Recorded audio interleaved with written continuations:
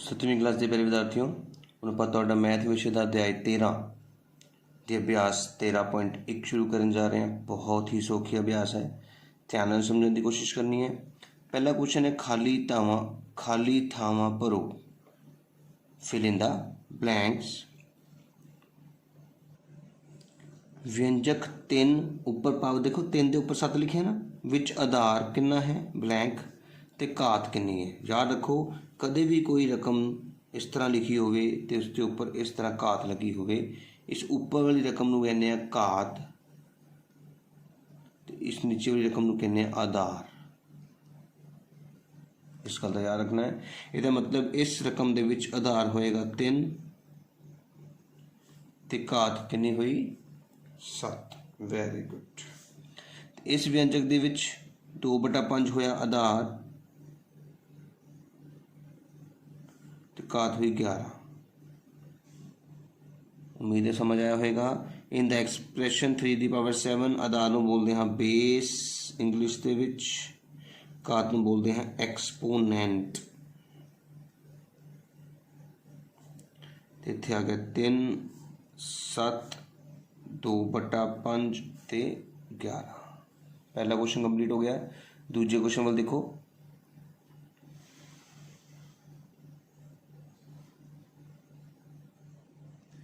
हेठ लिखिया दा मुल पता करो, फाइंड द वैल्यू। हुण देखो ये 2 आधार है तो 6 उसकी घात है। हुण समझो घात का मतलब की होंदा बेटा, घात का मतलब होंदा है आधार नूं जिन्नी घात है उन्नी बार लिखना। मतलब 2 नूं कितनी बार लिखना 6 बारी। 1 2 3 4 5 6। आई गल समझ। जिदा 9 के उपर 3 लिखिया तो 9 नूं 3 बारी लिखना है। 1 2 3। 5 के उपर 5 लिखिया तो 5 नूं 5 बारी लिखना है। 1 2 3 4 5। आई गल समझ। हुण करनी है गुणा।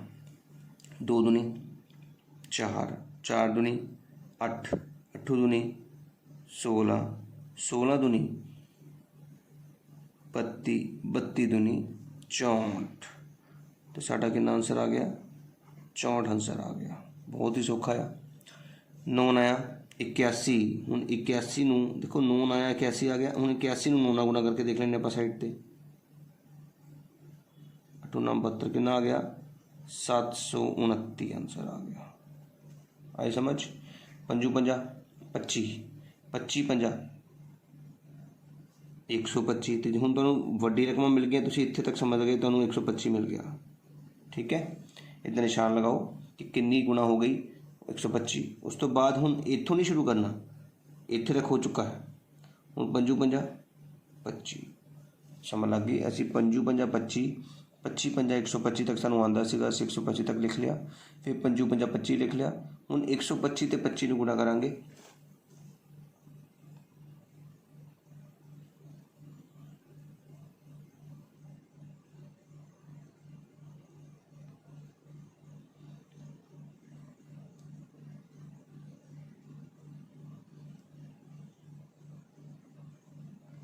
तो साढ़े को आंसर आ गया बेटा जी 3125 आंसर।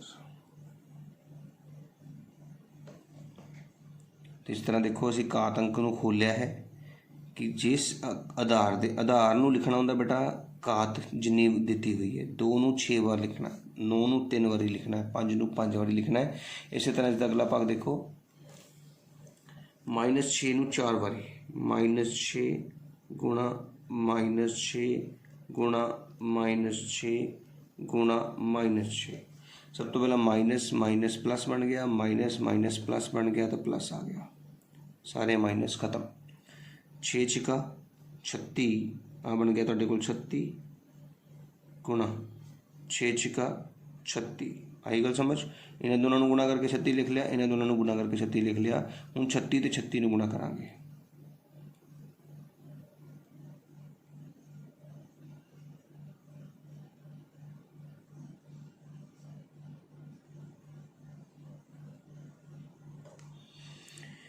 तो साढ़े को आ गया 1296 आंसर। इसी तरह -2/3 ਨੂੰ ਕਿੰਨੀ ਵਾਰ ਲਿਖਣਾ ਹੈ? -2/3 ਨੂੰ ਅਸੀਂ 5 ਵਾਰੀ लिखना है। 2 3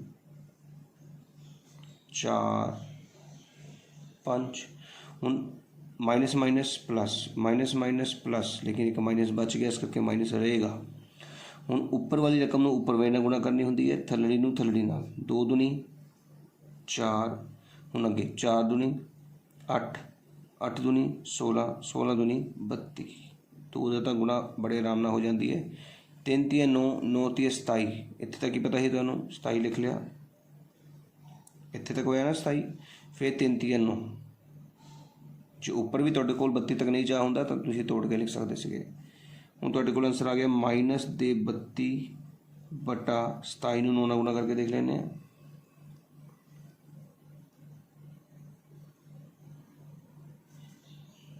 -243 तुहाडा आ गया आंसर। तो इस तरह असीं 2 क्वेश्चन कंप्लीट कर लेने बेटा जी। पहले दे विच असीं की कीता सीगा, घात ते आधार दस्सिया सीगा। दूजे दे विच असीं जिन्नी घात है आधार नूं 19 बार लिख के गुणा करके हल पता किया। हुण तीजा क्वेश्चन करांगे। थर्ड क्वेश्चन कहता है कि express the following in the exponential form. घातांक रूप से लिखो। हुण घातां बनाउणियां है, देखो गिनो कितनी बारी है 6, 1 2 3 4। इसका मतलब आंसर की आ गया 6 आधार है, उसनूं 4 बारी लिखा गया, इसका मतलब उसकी घात 4 होएगी। आंसर सिंपल 1 2 3 4 जी चीज़ लिखी है वो आधार है बेटा बी, उसके ऊपर घात कितनी आएगी 4। आंसर आ रही समझ। इधर 5 गुणा 5 है, 5 आधार वखरा है, 7 आधार वखरा है। 5 2 बारी लिखा है तो घात 2 होएगी, 7 3 बार लिखा है तो घात 3 होएगी। आंसर इस तरह तीजा क्वेश्चन भी साडा कंप्लीट। चौथा क्वेश्चन कहता है सिंपलीफाई सरल करो। हुण देखो 2 एक बारी है तो एक बार लिख लिया, गुणा 10 के उपर 3 घात है, मतलब 10 कितनी बार लिखांगे 3 बारी। 1 2 3 2 गुणा 10 गुणा 10 गुणा 10 कितना हो गया तुहाडे कोल 2 तो बाद 3 जीरोआं 2000 तुहाडा की आ गया आंसर। इसी तरह अगला देखो 5 के उपर घात 2 है तो 5 नूं 2 बार लिखांगे, फिर 3 के उपर भी 2 है, 3 नूं भी 2 बार लिखांगे। 5 5 25, 3 तिया 9 करांगे कि इन्हां नूं गुणा। हुण 25 नूं 9 नाल गुणा कीती साडे कोल आ गया 225। वो साडा इस क्वेश्चन का की बन गया आंसर। 3 के उपर 2 है, 3 नूं 2 बार लिखांगे। 10 के उपर 4 है तो 10 नूं 4 बार लिखांगे। 3 तिया 9, 1 2 3 4 जीरो 1 2 3 4 आंसर। इस तरह तीजे क्वेश्चन के 3 भाग बेटा कुछ नहीं करना है, जिहदे उपर आधार के उत्ते घात लगी है उसनूं 19 बार लिखना है तो गुणा करनी है। बहुत ही सिंपल वे नाल असीं चौथा क्वेश्चन कंप्लीट किया। पंजवां क्वेश्चन देखो।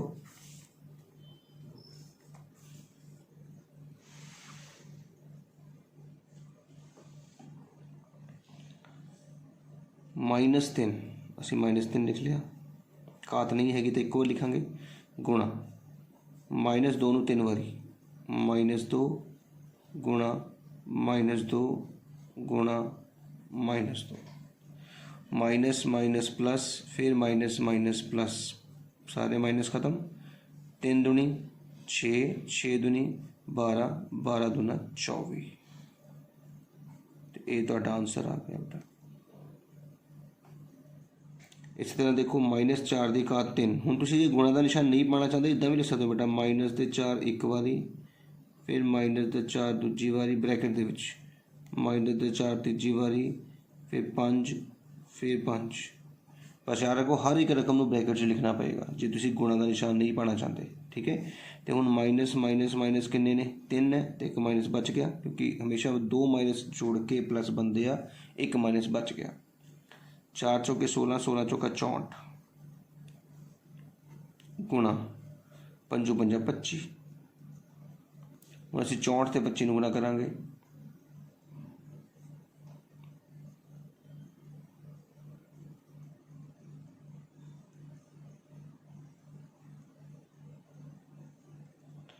तो आंसर आ गया माइनस का 1600। -1 ਦੇ ਉੱਪਰ ਘਾਤ ਹੈ 99। ਤੁਸੀਂ याद रखना बेटा, मैं ਤੁਹਾਨੂੰ ਹੁਣੇ ਦੱਸਿਆ ਕਿ ਸਭ ਤੋਂ ਪਹਿਲਾਂ ਮਾਈਨਸ ਨੂੰ ਮਿਲਣੀ ਹੈ ਘਾਤ। तो माइनस कितनी वारी है 99। 99 एक टांक संख्या है। तो माइनस के उपर जो संख्या जिस्त होगी ना, जिदा देखो माइनस के उपर टांक संख्या सी कि माइनस एक होर पिया सीगा तां वो प्लस बनया, क्योंकि 3 ते 4 हो गए सी। 99 है तो फिर माइनस ही रहेगा। तो 1 की घात कुछ भी हो 1 ही होंदा है। याद रखना 1 के उपर कुछ भी घात आ जाए उन्होंने उन्नी बार लिखण की लोड़ नहीं होंदी, वो 1 ही मन्निया जाता, क्योंकि 1 गुणा 1 भी 1 होंदा है, 1 गुणा 1 गुणा 1 भी 1 ही होंदा है। तो 1 नूं जिन्नी मर्जी वाली गुणा कर लो 1 ही रहेगा। हाँ जी घात टांक है, टांक मतलब जो 2 दे पढ़ते नहीं जाती संख्या, फिर माइनस बच जाएगा। तो जे जिस्त होंदा तो फिर माइनस भी खत्म हो जाना सीगा। जिवें अगला क्वेश्चन देखो, -3 के उपर घात हैगी 2, तो -3 नूं असीं 2 बार लिखांगे। तो -5 की घात है 2, -5 नूं भी 2 बार लिखांगे। माइनस माइनस माइनस माइनस खत्म हो गए, जिस्त हो गया ना, 2 तो 2 4, 3 3 9, 5 5 25। हम असीं 25 नूं नाल गुणा कीती, साडे कोल आ गया 225 आंसर। इस तरह देखो हुण इत्थे है -1 के उपर 132 पावर। हुण तुसीं हिसाब लाओ, पहला तो माइनस के उपर 132 जिस्त है, प्लस बन गया माइनस। तो 1 की घात जिन्नी मर्जी हो 1 ही आता है। हुण ये दोनों क्वेश्चन ध्यान नाल देखो, ये -1 के उपर घात टांक सीगी, इस करके -1 आंसर आया। तो जे -1 के उपर घात जिस्त है तो +1 आंसर आता है। तो इस तरह 5 क्वेश्चन साडे कंप्लीट हो चुके हैं बेटा। उम्मीद है समझ आया होगा। 6वां क्वेश्चन देखो, identify the greater number in each of the following. हेठ लिखिया विचों वड्डी संख्या पता करो। हुण क्वेश्चन नूं ध्यान नाल देखना है तो समझना है। 4 के उपर घात 3 है, तो 3 के उपर घात 4 है। जेकर इस तरह का कोई सवाल आ जाए कि आधार ते घात, दूजे पासे जो घात सी वो आधार बन जाए, तो जो पहला आधार सी वो घात बन जाए। मेरी गल समझ रहे हो? जो उपर घात विच लिखी सी रकम उन्होंने थल्ले लिख दिता जाए, तो जिहड़ी आधार विच लिखी सी उन्होंने उपर लिख दिता जाए। फिर सानू हल करन दी लोड़ नहीं हुंदी। इन्हां दोनों विचों वड्डी वो संख्या हुंदी है जिहदी घात वड्डी हुंदी है। इहदा मतलब इन्हां दोनों दे विचों किहड़ी वड्डी होएगी? 3 की घात 4 वड्डी संख्या है। आई गल समझ?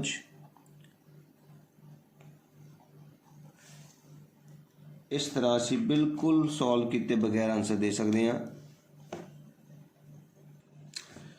इसी तरह देखो, इधर है 5 के उपर घात 3, पर इधर 3 के उपर घात 5 नहीं 2 है। वखरे हो गए ना। देखो इधर 5 ते 3 है, तो इधर 3 ते 2 है, वखरे है। जे वखरे है तो फिर तुहानूं कढ के देखना पैना बेटा। मतलब कहता यह है कि 5 की घात 3 नूं लिखो, 5 नूं 3 बारी, 5 गुणा 5 गुणा 5, 5 50 25 25 50 125। ये आ गया तुहाडे कोल 125। फिर असीं 3 की घात 2, मतलब 3 नूं 2 बारी लिखांगे। 3 गुणा 3 कितना आ गया? 3 तिया 9। साफ दिख रहा है कि 125 वड्डा है। ये मतलब 5 की घात 3 जो है वो 3 की घात 2 तो वड्डी है। इस तरह निशान भी लगा सकते हो बेटा। जो वड्डा होंदा उस तरफ मुँह खोल के रखते हैं, जिहड़ा छोटा होंदा उस तरफ मुँह बंद करके रखते हैं। इदा भी आंसर लिख के छड़ दोगे तो भी तुहाडा आंसर सही मन्निया जाएगा। जे नहीं भी लिखना पंजाबी च, इस तरह भी लिख सकते हो। अगला भाग देखते हैं। अगले भाग के 2 के उपर घात 3 है, इधर 8 के उपर घात 2 है। वखरे वखरे है ना। तो जे बेटा जी वखरे वखरे है तो तुहानूं करके दिखाना पैना है 2 गुणा 2 गुणा 2। 3 बार लिख लिया। 2 दूनी 4, 4 दूनी 8। इसी तरह 8 की उपर घात 2 है, 8 गुणा 8, 8 8 64। यदा मतलब 64 वड्डा है। समझ रहे हो? यदा मतलब की होया 2 की घात 3 और 8 की घात 2 दे विच किहड़ी चीज़ वड्डी आई?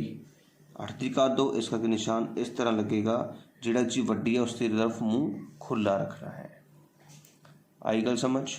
चौथा भाग देखो 4 के उपर 5 है, 5 के उपर 4 है, सेम आ गए ना। देखो दोनों अखर सेम ने, 5 थले आ गया 4 उपर आ गया, फिर तुहानूं सॉल्व करने की लोड़ नहीं है। जिस रकम की घात वड्डी है, 4 की घात 5 तो 5 की घात 4 के विचों किहड़ी रकम वड्डी रखनी है, जिहड़ी घात वड्डी है। इस तरह भी आंसर दिता जा सकता है। इधर देखो 2 के उपर 10 है, 10 के उपर 2 है, सेम आ गए। इसका मतलब 2 के उपर 10 घात या 10 के उपर 2 घात विच वड्डा होएगा वड्डी घात वाला। तो ये दो मैथड समझ लग गए तुहानूं कि जेकर तुहाडी आधार ते घात दोनों तरफ बस बदले गए ने, जो आधार सीगा वो घात बन गई, जिहड़ी घात सी वो आधार बन जाए, फिर हल करन दी बजाए जिहदी घात वड्डी वही वड्डा। लेकिन जे अखर वखरे हो जाण तो फिर तुहानूं हल करके दिखाना पैना। उम्मीद है तुहानूं समझ आया होएगा। जेकर मेरी वीडियो वधिया लगी होवे तो जरूर उसनूं लाइक करियो, जरूर कमेंट करियो, तो मेरे चैनल नूं बेटा सबसक्राइब करना ना भूलियो।